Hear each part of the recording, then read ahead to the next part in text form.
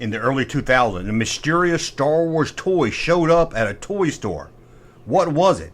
Where did it come from? And why didn't any collectors even know about it? Let's dig into it.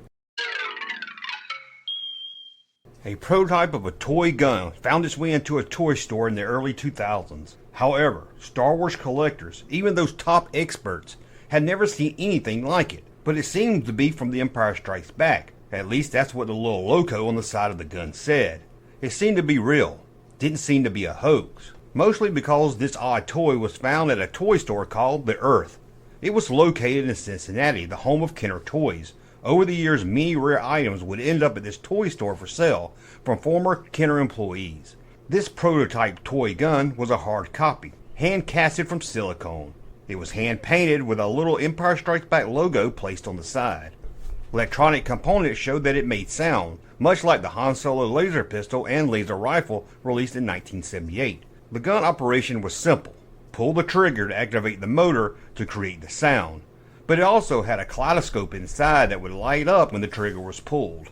In the 90s, collectors and fans of the Kenner toy line began to dig deep into its history. Former Kenner employees who worked on Star Wars were interviewed. Even books were written about the subject, and fans started to catalog all the history. Yet no one came across anything like this toy. No Kenner toy designer mentioned it. No early concept art had been found. It just seemed to appear at the Earth toy store out of nowhere. Also strange, it didn't really look like anything from Star Wars. The Han Solo laser pistol and the Stormtrooper rifle was clearly based on props from the film. This looked like nothing seen in Star Wars or The Empire Strikes Back.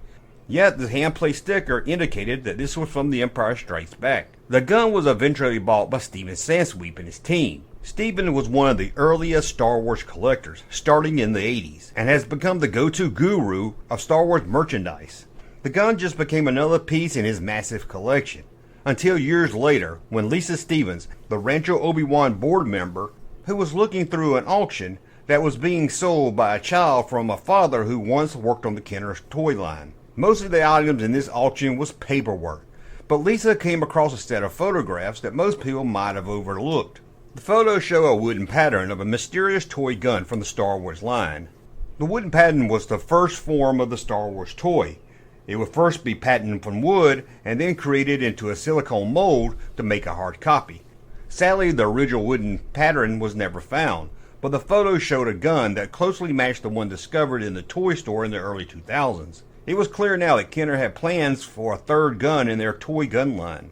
But the mystery sat unsolved yet again, until the team at Rancho Obi-Wan had a chance to acquire some artwork from the former Kenner designer Steve Hodgins. Steve was a legend in the toy world, and had worked on many of the early Star Wars toys, including designing the now famous logo seen on the Snaggletooth action figure belt buckle.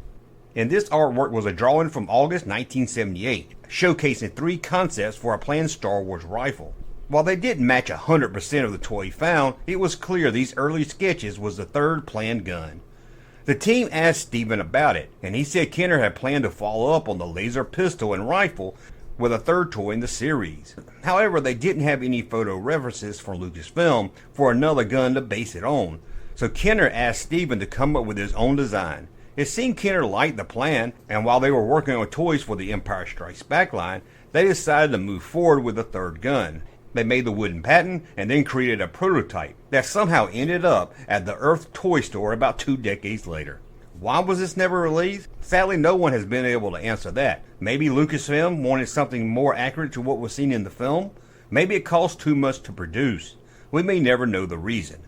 But at least the mystery is solved. The prototype was real and now sits safely displayed at Rancho Obi-Wan, and hopefully soon at the 200,000 square foot planned Saga Museum. No other franchise in history has touched so many people across the planet and connected them under a common love.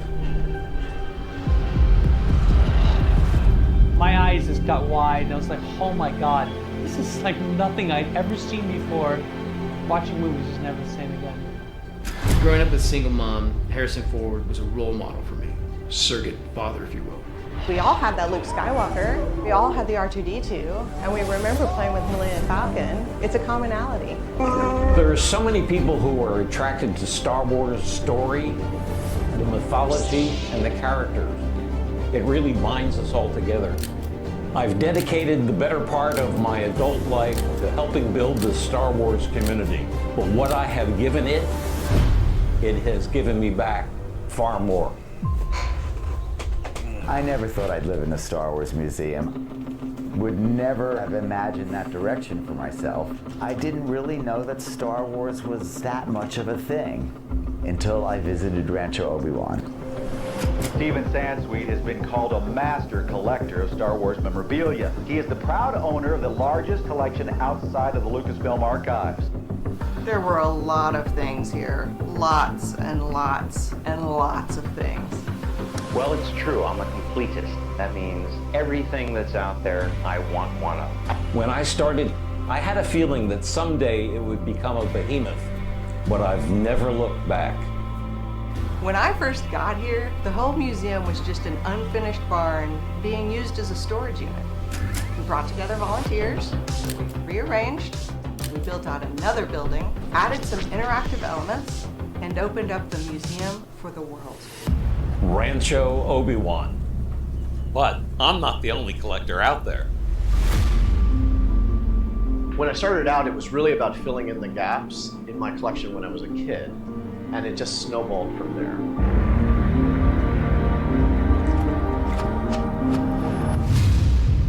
We've spent decades amassing these things. We built our house to house collectibles as much to house ourselves. I'm the Jawa. I'm the little guy that's going around collecting every little piece of scrap that I can and putting it all together and hoping somewhere somebody else is going to find some interest in it.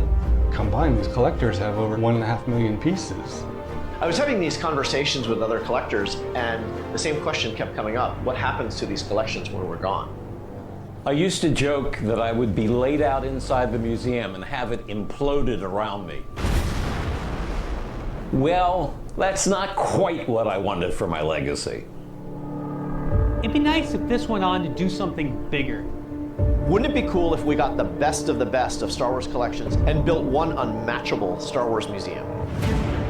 We're bringing together 4 of the largest Star Wars collections in the world to make one giant collection. It will be by far the biggest Star Wars collection in the world.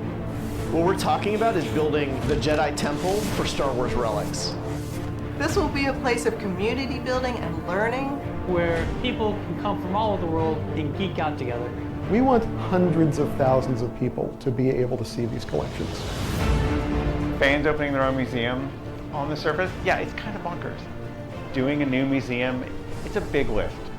To bring these collections together, we need to build a team, we need a location, and we need to create educational programming. The logistics are daunting. For these 4 collectors, they're thinking beyond themselves.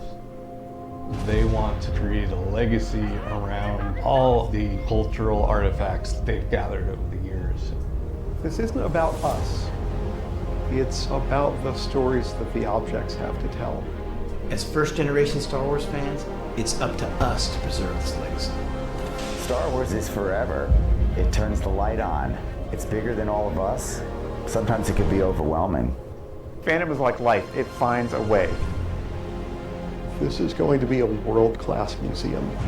The amount of creativity this franchise has inspired, it's touched people all over the world. That legacy continues, and it will continue for generations. Today, we are sharing this dream with you and asking for your help to make it a reality. The Saga Museum of Star Wars memorabilia. Join us on our journey to preserve these collections for future generations. A museum for Star Wars collectors and fans. I'm going to put a link in the description below so you can help to donate to make this Saga Museum a reality.